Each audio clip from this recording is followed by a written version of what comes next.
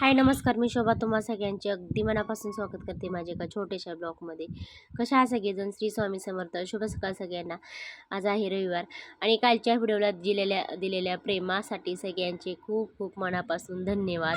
आहे रविवार तर म्हटलं चला पोरांच्या नाश्त्यासाठी आज काहीतरी वेगळं बनवूया आणि ते पण बऱ्याच दिवसातून. तर आज मला बनवायचा होता मस्त नाश्त्यासाठी समोसा.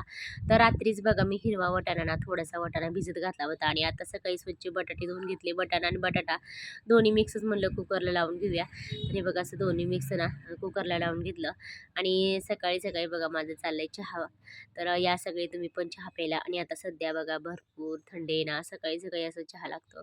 तर इकडं मी कुकरला लावलेला बटाटा आणि वाटाणा तोपर्यंत बघा थोडासा मैदा चाळून घेतला अंदाजाने आणि थोडंसं चवीपुरतं मीठ टाकलं आणि त्याच्यामध्ये बघा थोडंसं आपल्याला जेवढं आपल्या आवडीनुसार ना थोडासा ओवा घेतला. आणि एखाद्याला जास्त आवडतो तर एखाद्याला आवडत नाही, तर आमच्यात म्हणलं तर आवडतो.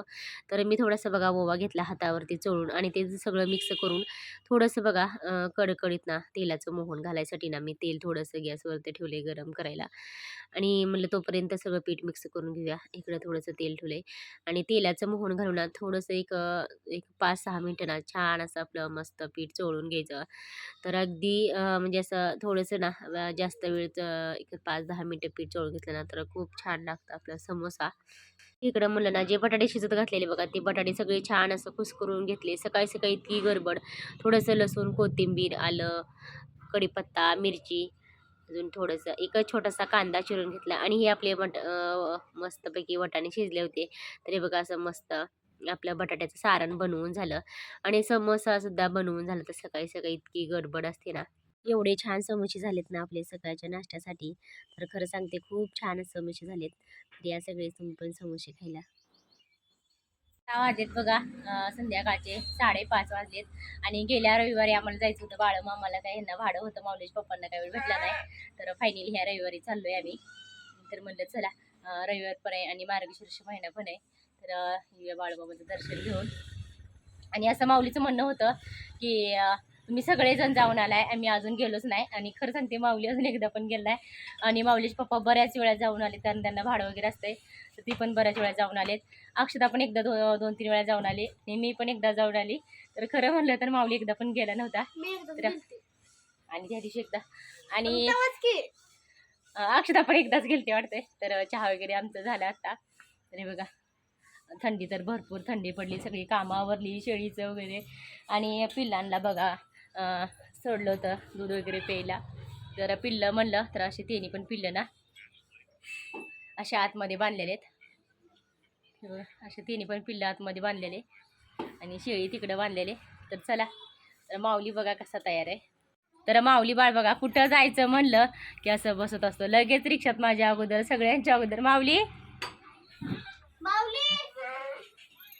हे बघा कसं रिक्षात जाऊन बसतो सगळ्यांच्या अगोदर.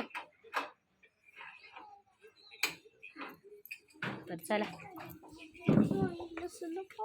ती घाल बाबा तू चप्पल.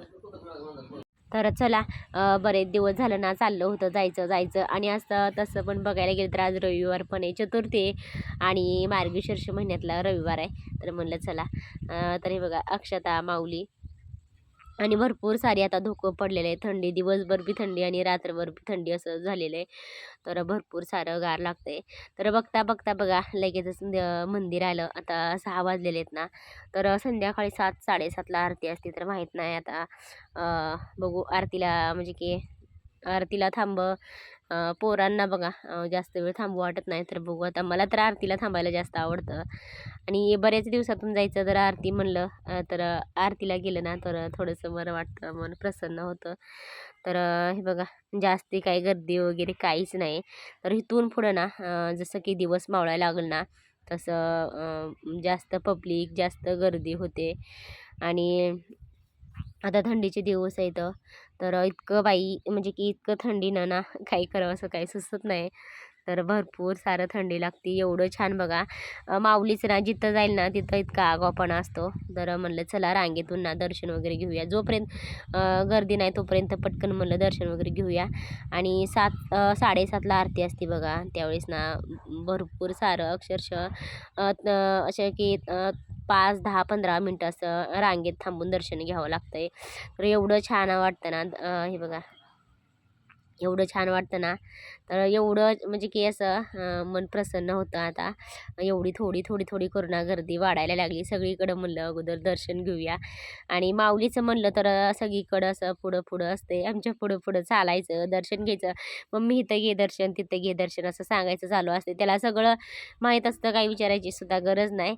तर पुढं करत असतो आणि माऊलीचं म्हणणं होतं की मम्मी ही मेंढी आहे ना, तर मेंढीच्या कानात आपलं बोलायचं, जे काही आपली इच्छा असेल ना, तरी आपली पूर्ण होते. ते हे सगळं मला माऊलीने सांगितलं बघा. तर माहीत नाही त्याला कोणत्यानी कोणाचं तर ऐकलं असेल.